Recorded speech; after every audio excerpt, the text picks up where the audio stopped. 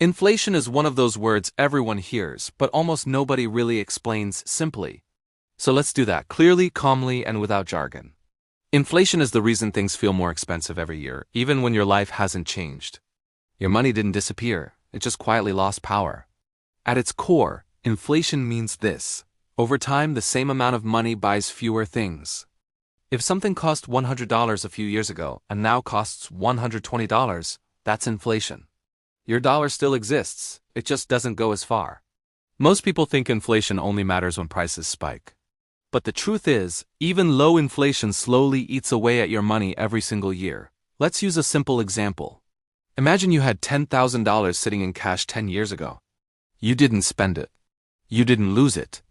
You just held on to it. If inflation averaged about 3% per year, that $10,000 today would only buy what about $7,400 bought back then. Nothing dramatic happened. No crash. No bad decision. Time did it. That's the part most people miss. Inflation doesn't feel dangerous because it works slowly. Now here's the key question people ask. Why does inflation exist at all? Why don't prices just stay the same? One big reason is that economies grow. More people, more jobs, more spending, more money moving around. When demand grows faster than supply, prices rise. Another reason is that governments and central banks increase the money supply over time.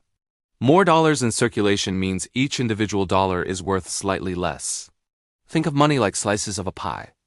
If the pie stays the same size but you cut more slices, each slice gets smaller. That doesn't mean inflation is always bad. A small amount of inflation is actually considered normal, even healthy, for a growing economy. But here's where the problem starts. Your money needs to at least keep up with inflation. If it doesn't, you're effectively losing purchasing power every year. This is why inflation quietly hurts savers the most. If your money is sitting in cash earning nothing, inflation is doing damage in the background. Even if prices only rise 2 to 3% per year, that compounds over time. Just like interest does. And compounding works both ways. Just like compound interest helps your money grow, compound inflation helps your money shrink. Now let's talk about wages because this is where inflation really hits people emotionally. If your salary doesn't rise as fast as inflation, you're effectively getting a pay cut, even if your paycheck looks the same. You might be earning the same number of dollars, but those dollars buy less gas, less food, less rent, less life. This is why people say, I feel like I'm working just as hard, but falling behind. Often, that feeling is inflation. So what can you actually do about it? You can't control inflation. But you can control how exposed you are to it. The first step is understanding that cash alone is not a long-term strategy. Cash is useful for emergencies and short-term needs. But over long periods, it almost always loses value to inflation. That's why people talk about investing. Not to get rich overnight, not to beat the market, but simply to stay ahead of inflation. Assets like stocks, bonds, real estate, and even high-yield savings accounts are all attempts, in different ways, to protect purchasing power over time. Some do it better than others. Some involve more risk. But the goal is the same.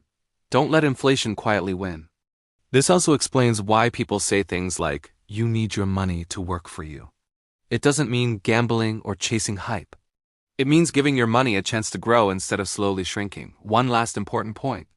Inflation doesn't show up all at once. That's why it's easy to ignore when you're young. A few extra dollars here, a few more there.